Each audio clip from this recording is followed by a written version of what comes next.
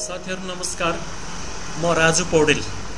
विभिन्न ज्ञान सिकाउँ र सिकाउँ भन्ने अभियान अन्तर्गत आज म तपाईहरुलाई सेकेन्डरी मार्केटमा आफ्नो डिम्याट खाताबाट शेयर बेचिसकेपछि मेरो शेयर एप्लिकेसनमा गएर कसरी शेयर ट्रान्सफर गर्ने, कसरी EDIS गर्ने र WACC कसरी निकालेर EDIS गर्ने भन्ने सन्दर्भमा महत्त्वपूर्ण जानकारी दिन गइराखेको छु।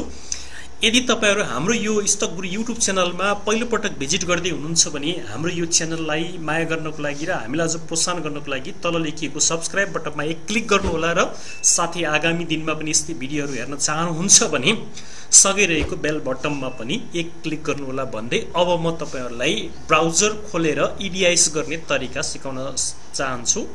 सर्वप्रथम तपाई गुगलमा गएर MeroShare c.cds.com.np हान्नुस् र यो पेजमा गएर तपाईहरुले कहाँबाट MeroShare को सुविधा लिनु भएको त्यो संस्थाको नाम छनौट गर्नुस्।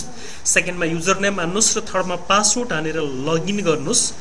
लगइन गरिसकेपछि तपाईहरुको यस्तो पेज खोल्ने छ। यो पेजको देब्रे साइडतिर यहाँनेर माई पर्चेज सोर्सेस भन्ने छ, त्यहाँ जानुस्।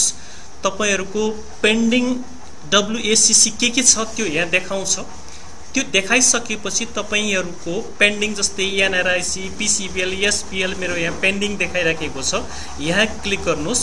यहाँ क्लिक गरिसकेपछि तपाईहरुको यहाँनेर राइट लगाउनुस् र यसलाई WACC weightage average cost of capital गराउनुस्। त्यसपछि यहाँ गएर क्लिक गरेर अपडेट गरिदिनुस्। तपाईहरुको अब WACC भइसक्यो भने माई पर्चेज अपडेट डाउन भनेर यसरी तपाईहरुले सजिलैसँग WACC गर्न सक्नुहुन्छ MeroShare को यो एप्लिकेसनमा गएर। त्यसैगरी मेरो अर्को PCBL भन्ने छ। PCBL मा यहाँ हानिसकेपछि डबल क्लिक गरिसकेपछि यहाँनेर गएर राइट चिन्ह लगाउनुस्। राइट चिन्ह लगाएर अलिक तलनेर गएर प्रोसेसमा क्लिक गर्नुस्। प्रोसेसमा क्लिक गरिसके फेरि यहाँ राइट चिन्ह लगाएर अपडेट गरिदिनुस्। अपडेट गरिसकेपछि अब तपाईहरुको weightage average cost of capital MeroShare ले निकालिसकेको छ। अब म तपाईहरुलाई माई EDIS मा जान अनुरोध गर्दछु। त्यहाँ जानुस्। तपाईले शेयर बेचिसकेपछि अब ब्रोकरलाई शेयर ट्रान्सफर गर्नुपर्ने हुन्छ। जस्तै यहाँ यो देखाएको छ मैले शेयर बेचेको यहाँ देखाएको छ। यहाँ भ्यू डिटेलमा जानुस्। भ्यू डिटेलमा गएर यहाँनेर यो मैले बेचेका शेयरहरुको लिस्ट दिएको छ। यो लिस्टको माथि यहाँनेर क्लिक गर्नुस्। सबै सिलेक्ट हुन्छ र सबै सिलेक्ट भइसकेपछि प्रोसेसमा क्लिक गरिदिनुहोस्। प्रोसेसमा क्लिक गरिसकेपछि अब यहाँ आई एग्री भन्नेमा क्लिक गरेर कन्फर्म गरिदिनुस्। यसो गरिसकेपछि तपाईहरुले सेकेन्डरी स्टक मार्केटमा शेयर बेचिसकेपछि MeroShare एप्लिकेसनबाट सजिलैसँग EDIS गर्न सक्नुहुन्छ। यहाँ भनेको छ successful requested for transfer share भनेर।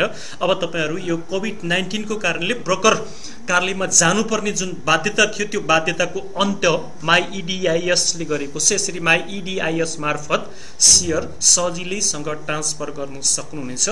यस्ता कुराहरु आफूले पनि सिकाउने, सिक्ने र अरूलाई पनि सिकाउने जुन हाम्रो अभियान छ यो अभियानलाई साथ दिनको लागि यो भिडियो हेरिसकेपछि शेयर गर्न नभुल्नु होला। साथै लाइक र कमेन्ट पनि गरिदिनु होला भन्दै आजलाई यो भिडियोबाट म बिदा हुन चाहन्छु। हस्त नमस्कार। फेरि अर्को भिडियोमा भेटौँ।